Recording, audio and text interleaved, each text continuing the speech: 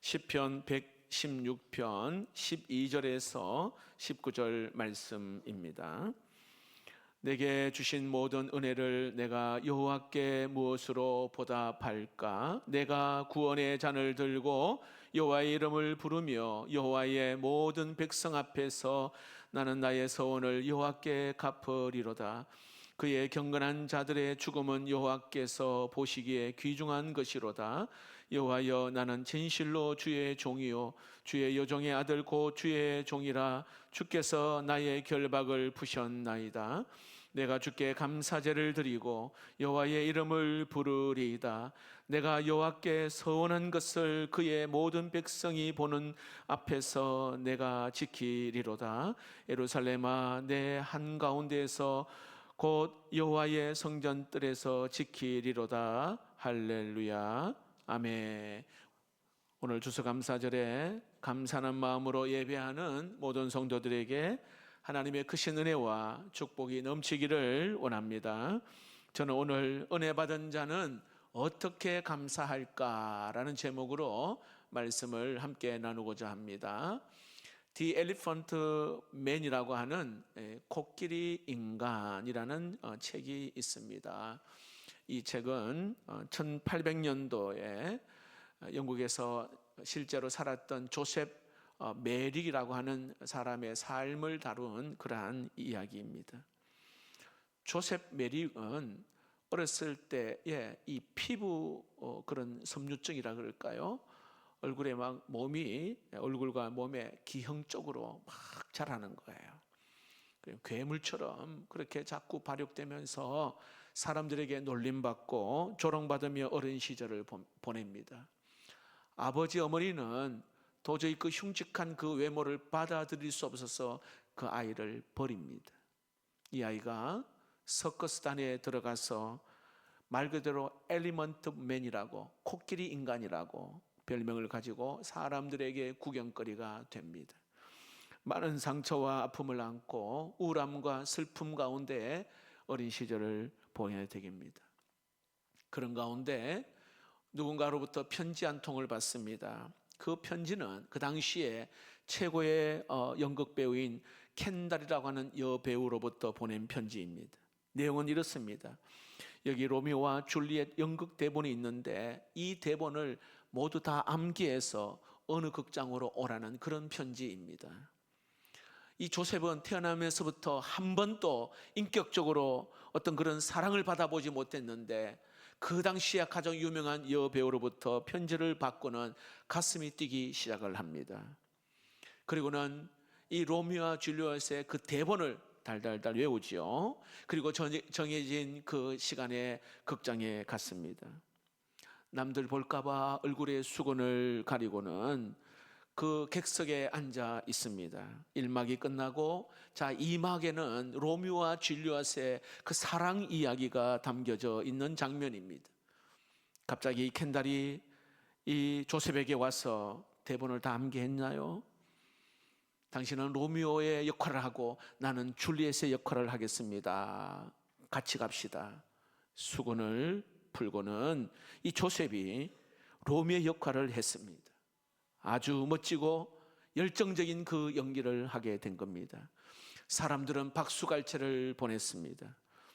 그 이후에 이 조셉의 그 삶이 완전히 바뀌게 되었어요. 많은 사람들은 이 조셉을 보면서 하는 이야기가 이 사람은 제대로 사랑을 받지 못하며 살았는데 한 여배우의 인정과 사랑을 받는 그 순간부터 그 내면의 그 세계가 달라졌고 사랑받은 자답게 그리고 은혜받은 자답게 감사하는 삶을 살게 되었다라고 사람들은 이야기합니다.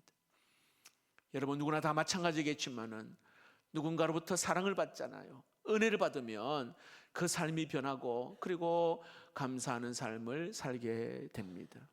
우리가 지난 한 주간 그냥 오늘 우리가 추수감사절 예배 드릴 수도 있지만 한 주간 동안 특별 기도회를 하면서 하나님의 은혜가 더 크다, 하나님의 은혜가 크다 라는 주제로 때로는 우리의 두려움 가운데, 때로는 절망 가운데, 때로는 고통이 있고 때로는 거절함이 있고 때로는 어떤 초라함이 있는 오늘 우리의 삶이라 할지라도 은혜가 부어지니까요, 담대함이 생기고 소망이 생기고, 그리고 또 하나님의 최고의 선물이 무엇인지를 알게 됨을 우리가 말씀을 통해 들었습니다.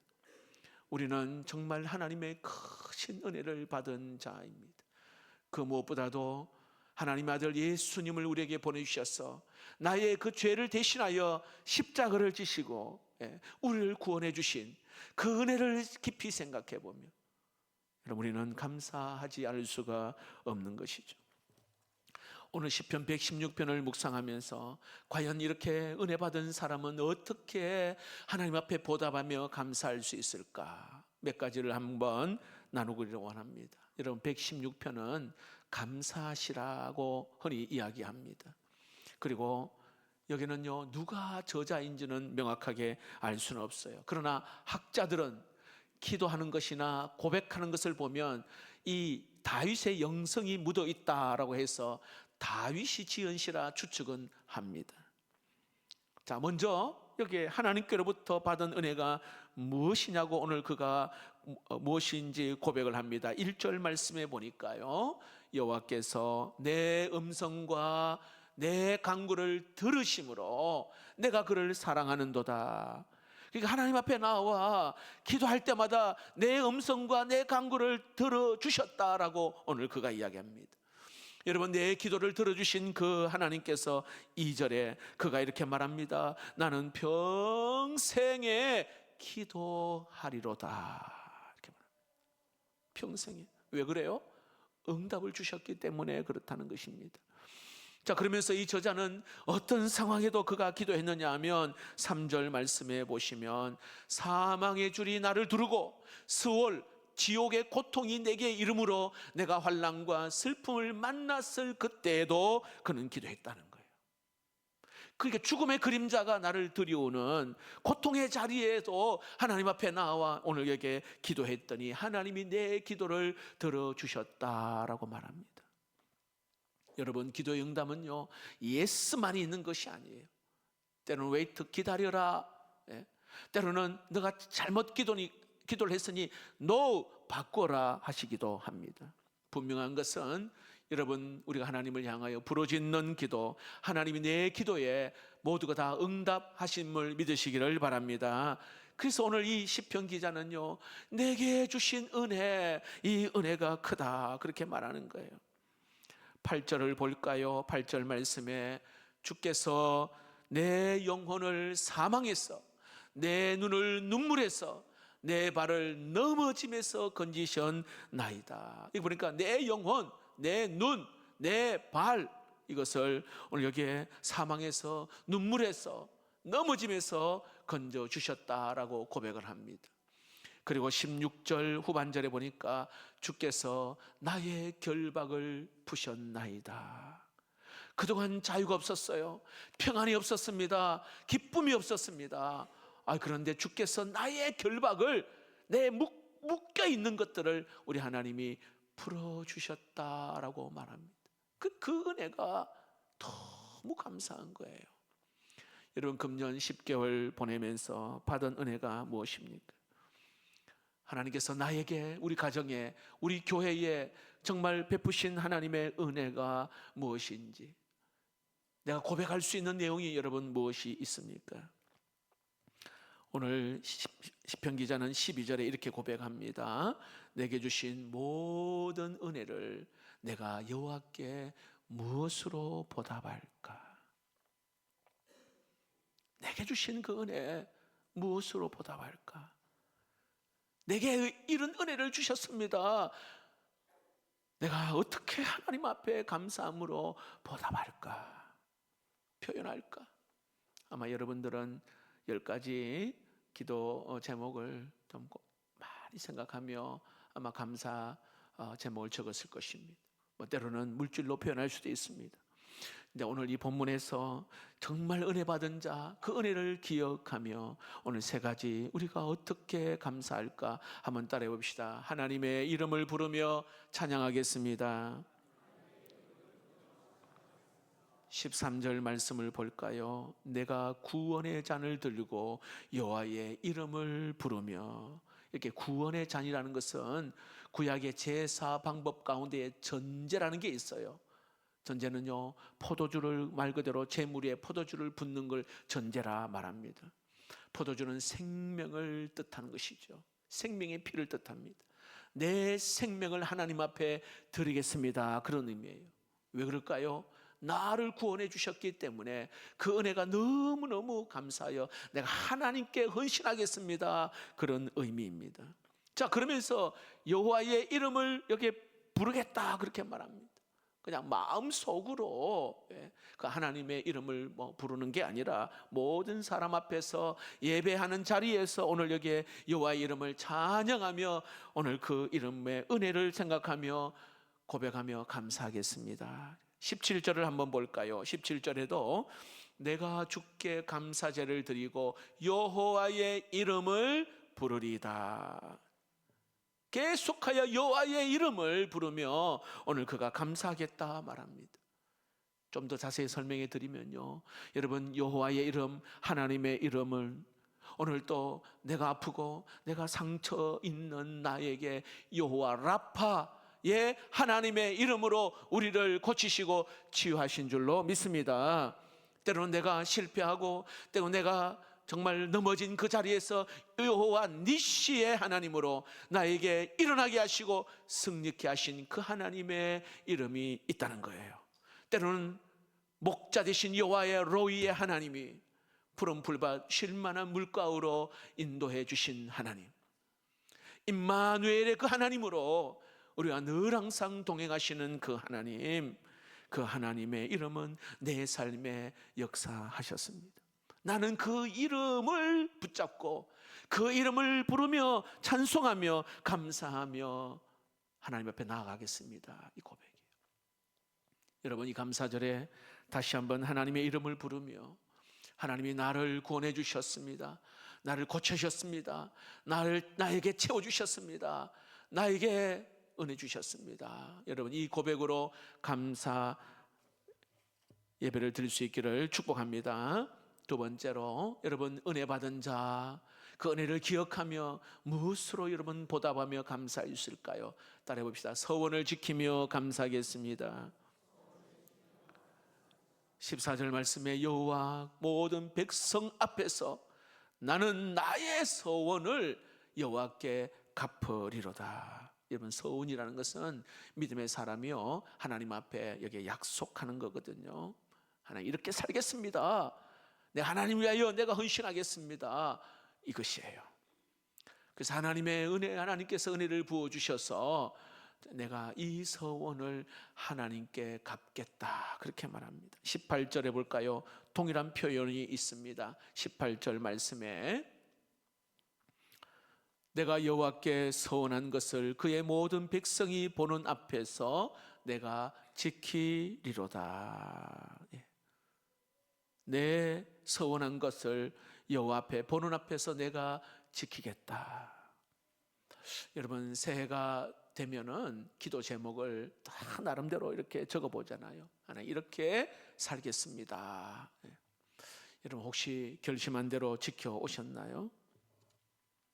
오늘 여러분 다시 한번 다짐하는 시간 되기를 축복합니다. 하나님, 내게 약속하신 것을 내가 붙잡고 내가 믿음으로 다시 한번 더 일어서서 그렇게 살겠습니다. 하나님, 내가 이리저리 이렇게 좀 방황하고 둘러가는 나의 모습이었는데 이제 다시 주께로 돌아가겠습니다. 여러분, 이건 하나님 앞에서 나와의 그러한 약속이죠. 이런 결단이 꼭 필요합니다. 신앙생활은요, 끊임없는 그런 결단과 헌신의 연속입니다. 그리고 하나님의 뜻을 붙잡고 순종하는 것이 바로 신앙생활입니다. 순종하는 것. 내가 하나님 앞에 다짐한 것들을 그래 순종하는 것. 그게 뭐 임직식 때였습니까? 그게 나의 고난 때였습니까? 뭔가 하나님 앞에 내가 다짐한 거 있잖아요. 이걸 내가 하나님 순종하겠습니다. 여러분, 사무엘상에 보면 한나라는 여인이 나오는데요, 이 남편에게는 또 다른 여인이 있어요. 분닌나라고 하는 여인이 있는데, 근데 이 분닌나는 아이가 있어요. 근데 한나는 아이가 없어서 성전에 나아가 하나님 앞에 부르짖고 기도하잖아요. 다 통곡하며 기도하는 거예요. 여러분, 이때 한나가 하나님 앞에 기도한 내용이 이런 거예요. 사무엘상 1장 11절에 서원하여 이르되 만군의 여호와여, 만일 주의 여종의 고통을 돌보시고 나를 기억하사 주의 여종을 잊지 아니하시고 주의 여종에게 아들을 주시면 내가 그의 평생의 그를 여호와께 드리고 삭도를 그의 머리에 대지 아니하겠나이다. 서원합니다. 하나님이 사무엘을 주셨거든요. 너무 귀한 아들이잖아요. 그런데 젖대자마자 어떻게 해요? 약속대로 하나님 앞에 드립니다. 이 한나가. 그랬더니 하나님이 어떻게 하셨어요? 사무엘상 여기에 2장 21절에 가면 아들 셋, 딸 둘을 하나님이 더 주십니다. 여러분, 서운했던 거 한번 여러분 기억해 보십시오. 지키지 못한 것이 있다면 무엇인지 한번 살펴보십시오. 하나님 앞에 우리가 무엇으로 보답할까? 하나님, 내가 서원한 것을 내가 지키겠습니다. 영국의 작가인 오스카 와일드라고 하는 사람이 쓴 단편책이 있는데요. 그날 이후라고 하는 이 단편책이에요. 근데 참 재미있는 것은 예수님께서요, 많은 병자를 고쳤잖아요. 은혜를 베풀었단 말입니다. 그리고 그들이 그 이후의 삶이 어떠한 것인지 작가가 상상을 해서, 상상을 발휘하여 그날 그 이후 그들의 삶이 어떠했는지 그렇게 표현한 글입니다. 재밌죠? 예수님께 은혜 받은 사람들이 그 이후에 어떻게 살고 있는가를 우리 예수님이 살펴보기 위하여 지상의 땅에 내려가셔서 그들을 만나신 거예요. 이 땅에 오신 주님은 제일 먼저 어느 술 주정꾼을 만났습니다. 거의 폐인이 되다시피 손발이 막 떨리는 겁니다. 예수님은 그 형제에게, 형제여, 어떻게 이런 지경이 되었어? 라고 묻습니다. 그러자 이 술 주정꾼은 보더니 저를 고쳐주신 분이군요 라고 말합니다. 제가 안전뱅이로 있을 때에 당신이 제 다리를 고쳐주셔서 내가 일어났지 않습니까? 그리고 하는 말이요, 안전뱅이로 있을 때는 이렇게 사람들이 구걸하면서 그렇게 살았다는 거예요. 그래도 먹고 살았다는 겁니다. 그런 대로 살았다는 거죠. 그러나 두 발로 걸어 다닐 수 있게 된 다음부터는 얻어먹을 수도 없고 마음에 맞는 직장도 없고 이리저리 방황하다 이처럼 되었습니다. 그리고는 깊은 한숨을 쉬는 거예요. 예수님은 깊이 근심하면서 이번에는 갈릴리로 가셨습니다. 한 불량자가 피투성이가 되면서 막 싸우는 겁니다. 사람들하고. 이 광경을 예수님이 목격하고는 아니, 왜 대낮에 이렇게 싸움질을 하고 이게 무슨 짓이냐고 묻습니다. 그러자 오늘 이 사람도 금방 예수님을 보고는 예수님 아니십니까? 전에 제가 앞을 못 보던 소경이었을 때 당신은 진흙을 이렇게 발라 제 눈을 깨끗게 해주셨습니다. 그때는 정말로 기뻤고 그때는 온 세상이 정말로 다 내 것인 것처럼 그렇게 좋았습니다. 근데 정작 눈을 떠서 세상을 돌아보니 차마 눈뜨고 볼 수 없는 그러한 어두움과 좋지 못한 것들을 너무 많이 보았습니다. 속이 상해서 내가 사람 붙들고 화풀이도 하고 그리고 사람들을 폭력하고 때리고 그렇게 살았습니다. 결국에 이런 상습적인 일을 하면서 그렇게 내가 폐인이 되었다라고 흐느끼며 옵니다. 자, 보십시오. 이 이야기가 우리에게 주는 의미가 과연 뭘까요? 예수 믿고 나서 정말 내 삶이 다시 한번 새롭게 변화되었단 말이에요. 은혜 받은 게 있단 말이죠. 근데 그 은혜를 계속 온전하게 되기 위하여서는 많은 노력을 해야 됨을 우리에게 암시해 주는 메시지예요. 다시 말합니다. 예수 믿고 거듭났다, 주님 만났다 해서요, 모든 게 다 끝난 게 아니에요. 우리 속에는 아직까지 애성품, 더러운 우리의 모습들이 있단 말이에요.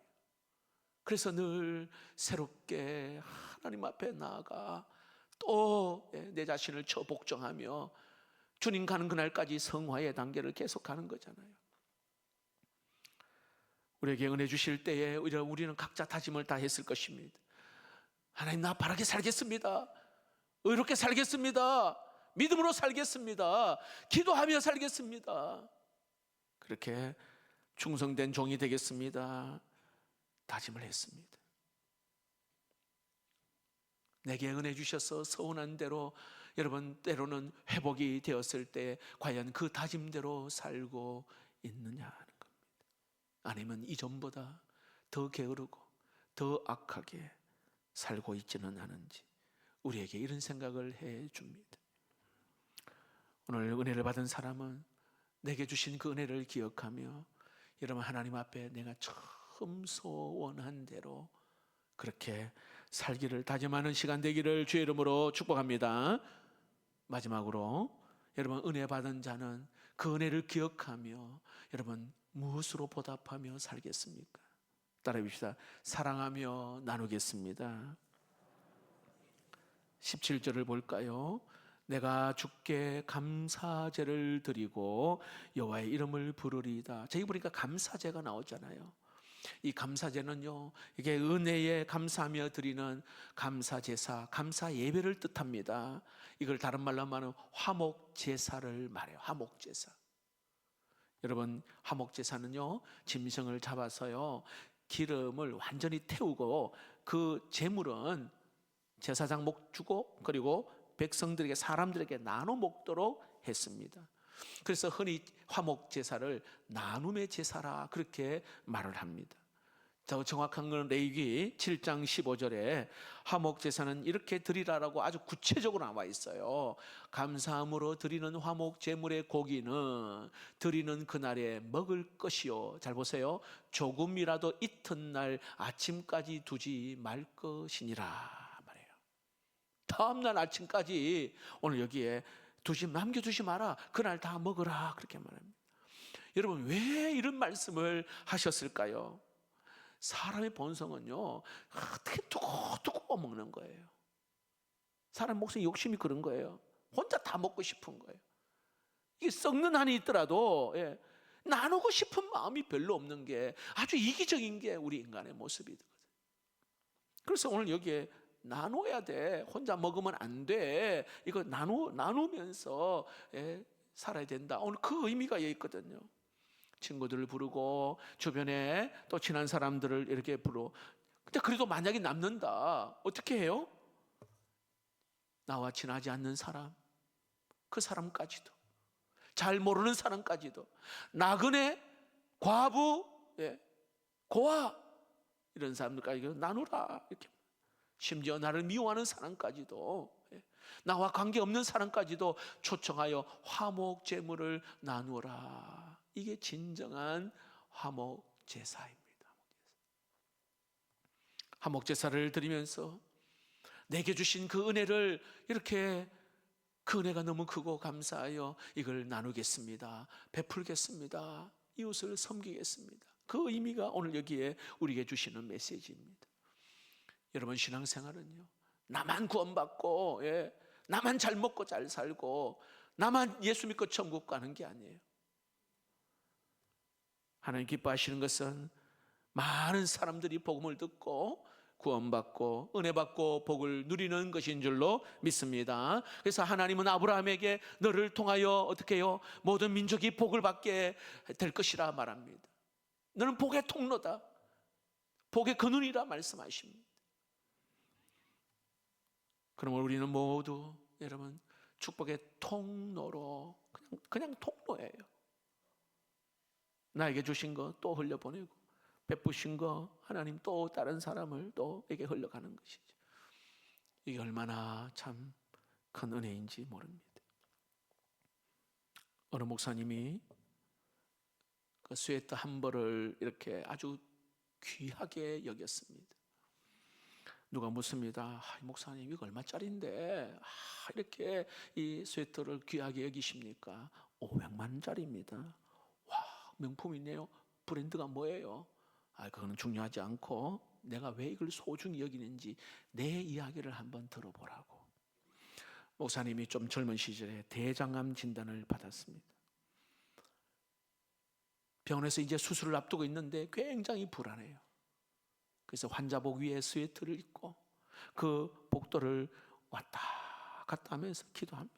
하나님, 내가 만약에 이 병에서 나를 건져주시면 내가 그동안 참 하나님 앞에 충성한다 했지만 제대로 충성 못하고 그리고 성도를 사랑하지 못하는 오늘 나의 모습을 용서해 주십시오. 회개 기도를 합니다. 복도를 왔다 갔다 하면서 말입니다. 그리고는 그가 하나님 앞에 내가 고쳐주시면 내가 살 수 있다면 하나님 앞에 충성하겠습니다. 전적으로 하나님만 바라보겠습니다. 나에게 맡겨진 그 영혼을 위해서 내가 생명 드리겠습니다. 그리고는 수술을 은혜 가운데 마쳤어요. 다 깨끗하게 모든 것이 다 회복되었습니다. 그런데 여러분, 사람인지라 시간이 지나면서 몇 년 지나면서 잊어버린 거예요.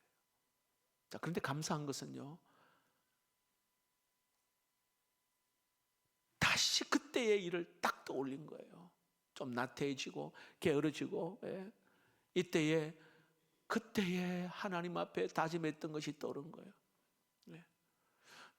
내가 지금 보니까 그때는 사랑한다 했는데 자꾸 내 중심적이고 사랑하지 못하고 다른 사람들 위해서 기도하는 것도 멈추고, 그걸 깨닫게 하신 거예요.